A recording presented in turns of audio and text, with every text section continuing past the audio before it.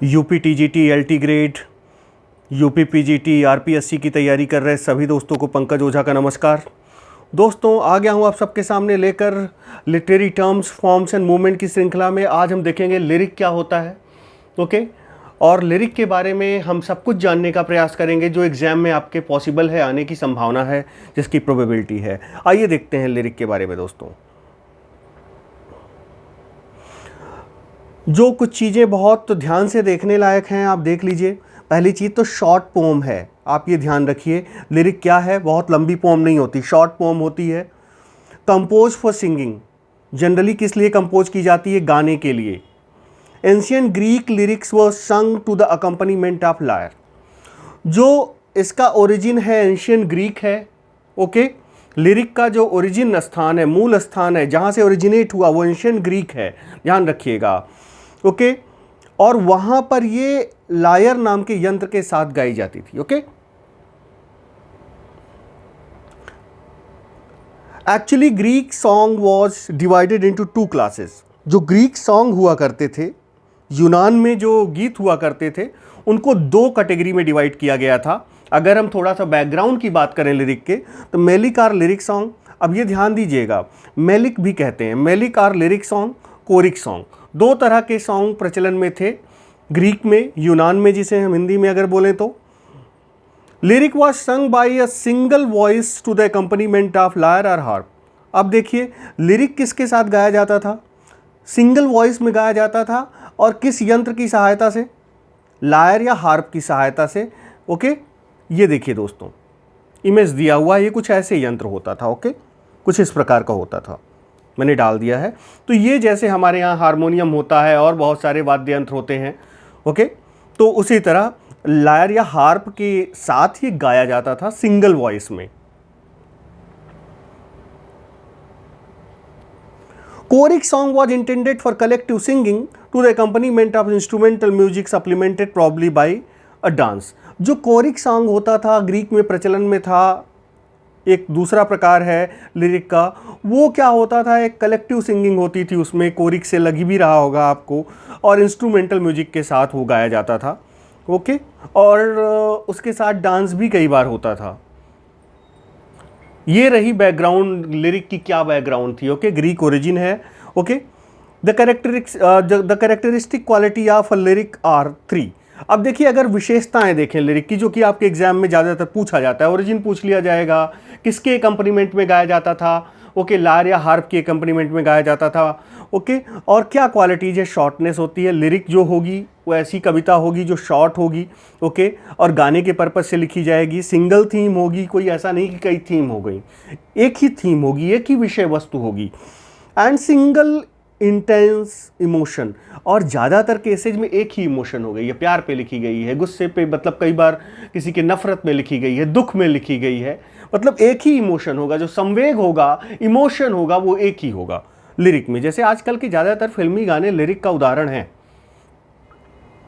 आजकल क्या 60s के, 70s के, 50s के, 90s जो भी गाने हैं, ये लिरिक ही तो हैं। और किस उद्देश्य से लिखी गई हैं आप देखिए, कोई ना कोई उन्हें गाता है ना, गाने के पर्पज से लिखी गई हैं, वही लिरिक है दोस्तों। Lyric was introduced into England by sir Thomas Wyatt. ये अच्छा पॉइंट है, ध्यान में रखिएगा। कई चीज़ों को इंट्रोड्यूस किया सर टॉमस व्याट ने, मुझे कमेंट में बताइएगा किन किन चीज़ों को, लेकिन उन कई चीज़ों में से लिरिक को भी सर टॉमस व्याट ने इंग्लैंड में इंट्रोड्यूस किया था।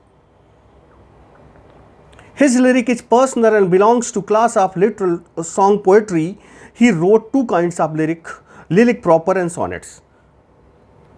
अब देखिए, इनकी जो लिरिक थी, जो इंग्लैंड में लिरिक आई, वो बिल्कुल पर्सनल टाइप की थी। ध्यान रखिएगा, अगर पूछा जाए कि लिरिक किस तरह का सॉन्ग होता है, तो पर्सनल होता है, क्योंकि ग्रीक में पर्सनल और इम्पर्सनल दोनों तरह का प्रचलन था। लेकिन when it comes to England, तो यहाँ पर लिरिक जो होता है, जो टॉमस व्याट ने इंट्रोड्यूस किया, वो बहुत पर्सनल नेचर का था, पर्सनल सॉन्ग थे, लिखे जाते थे।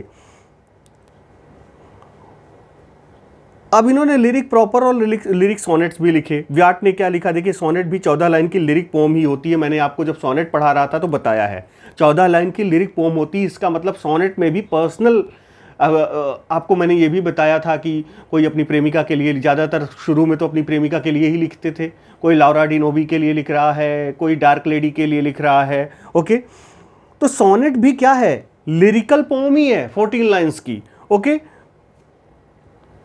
तो व्याट ने दो तरह की लिरिक लिखना शुरू की, एक तो लिरिक प्रॉपर, एक सोनेट्स। इन ब्रीफ अगर हम बात करें लिरिक के बारे में, ज़्यादा डिटेल में जाने की ज़रूरत नहीं है, क्योंकि मेन कॉन्सेप्ट यही है कि छोटी कविता होती है और जो ओरिजिनेट हुई वो कहाँ से ओरिजिनेट हुई, ग्रीक से ओरिजिनेट हुई। अगर इसका हम बात करें, हार्प और लायर के अकम्पनीमेंट में ये गाया जाता है। अपार्ट फ्रॉम दैट, अगर जो टॉमस व्याट ने इंट्रोड्यूस किया, ओके, और जो उन्होंने इंट्रोड्यूस किया वो पर्सनल टाइप के सॉन्ग हुआ करते थे। ओके, इन ब्रीफ अगर हम बात करें, lyric is a song like short poem. Lyric क्या है, गीत की तरह एक छोटी सी कविता है। It is marked by singleness of theme. Theme इसकी सिंगल होगी। ओके, मतलब कई थीम नहीं होगी, मतलब एक लिरिक सॉन्ग है, एक गीत है, तो ऐसा नहीं है कि उसमें प्यार और दुख दोनों चीज़ें होंगी। या तो प्यार पे है तो प्यार ही होगा, सैड सॉन्ग है तो सैड सॉन्ग ही होगा। बॉलीवुड का याद कीजिए, कोई सैड सॉन्ग है, कोई लव सॉन्ग है, कोई रोमांटिक सॉन्ग है, कोई एंथम सॉन्ग है।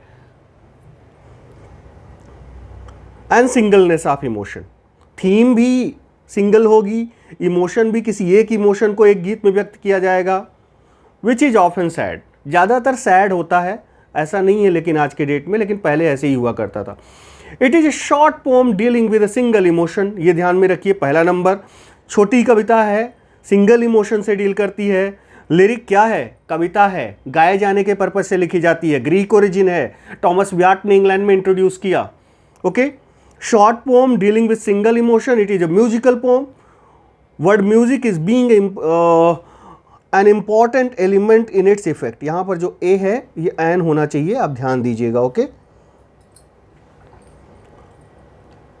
तो म्यूजिक इसमें बहुत अहम रोल होता है म्यूजिक का। It is subjective poem, objective poem नहीं है, सब्जेक्टिव पोम है, पर्सनल पोम है। Okay, expressing the varying moods of the author. Okay, कई तरह का जो मूड होता है ऑथर का, कभी उसने प्यार पर गीत लिख दिए, कभी उसने दुख के गीत लिख दिए, कभी उसने, तो एक लिरिक होती है, कई तरह के मूड, जो पोएट है उसके कई तरह के मूड को व्यक्त करती है। आगे देखते हैं, it is a well knit poem, अच्छे से बुनी हुई कविता होती है। पॉजेसिंग ए डेफिनेट स्ट्रक्चर, इसका स्ट्रक्चर भी बहुत ही निश्चित होता है। The division into 3 parts however should not be pressed too far, मतलब एक कहने का मतलब बहुत लंबी कविता नहीं होगी। ओके, ये ध्यान में रखिएगा। तो ये total this was all about lyric. दोस्तों, लिरिक के बारे में इतना सा कॉन्सेप्ट पर्याप्त है, इतना आप जानते रहिए। बाकी आप MCQs लिरिक से रिलेटेड जरूर करिएगा, मैं भी करवाऊंगा जहाँ से भी आपको मिले। Okay, thank you very much.